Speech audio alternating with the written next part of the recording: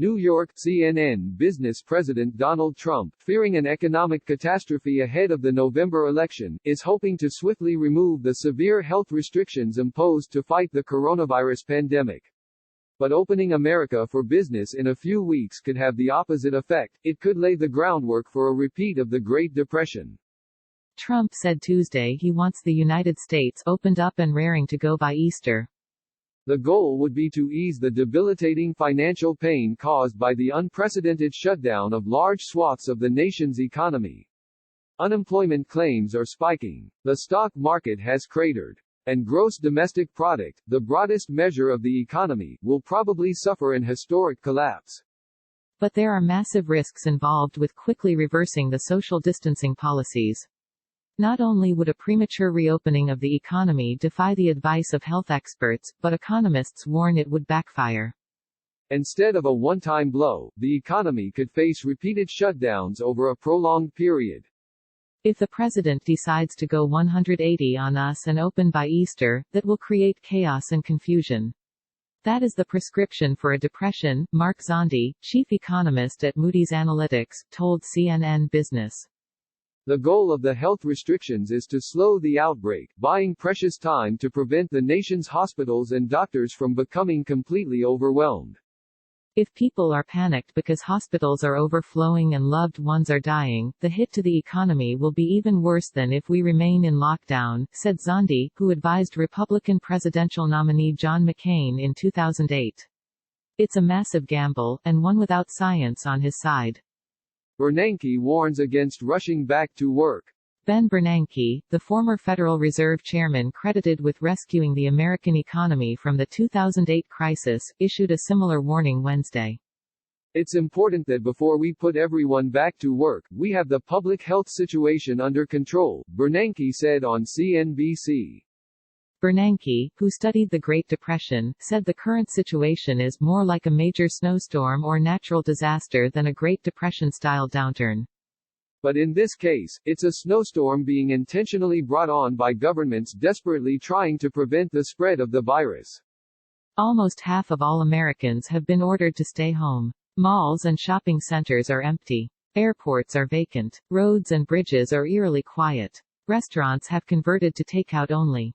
We're at a Volcker moment, said Joe Brisuelas, chief economist at RSM, referring to former Fed chief Paul Volcker's painful decision in the late 1970s and early 1980s to put the United States into a recession to tame runaway inflation. The federal government is slowing the economy down to try to terminate the virus. It's a conscious policy choice, Brisuelas said. Morgan Stanley, unemployment could spike to 12%. Conscious or not, the pain is severe for both Wall Street and Main Street.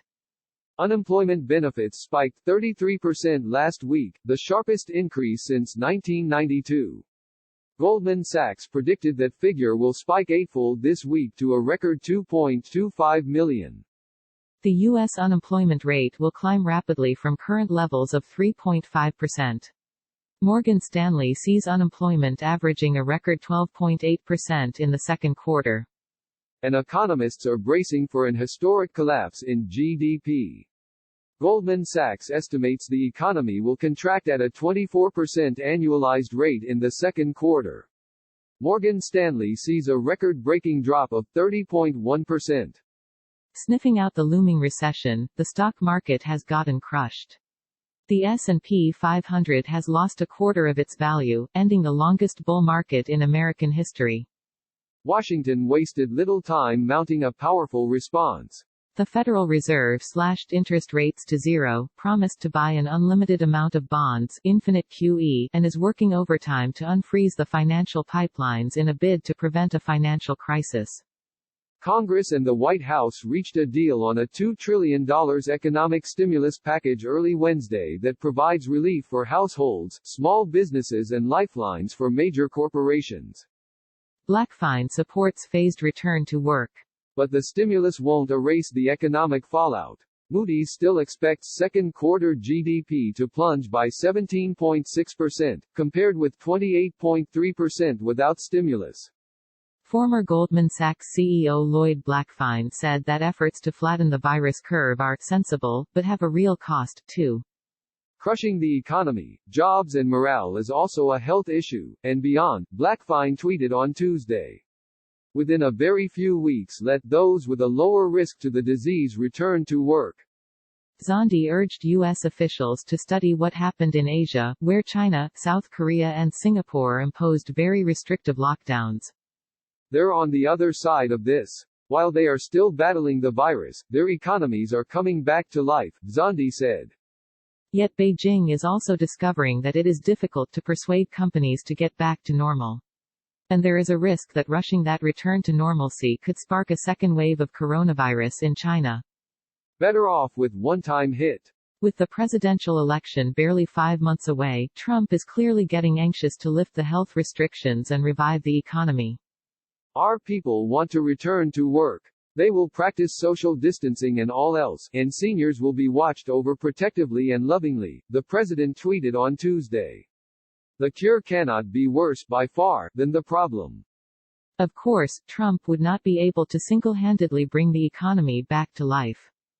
Various mayors and governors would likely keep their shutdowns in place, especially in hard-hit areas such as New York, New Jersey and San Francisco.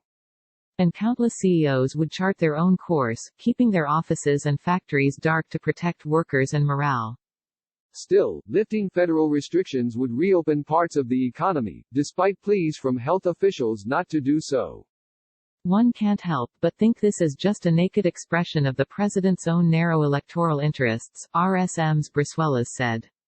But Brusuelas urged Trump to put the national interests ahead of his own political ambitions.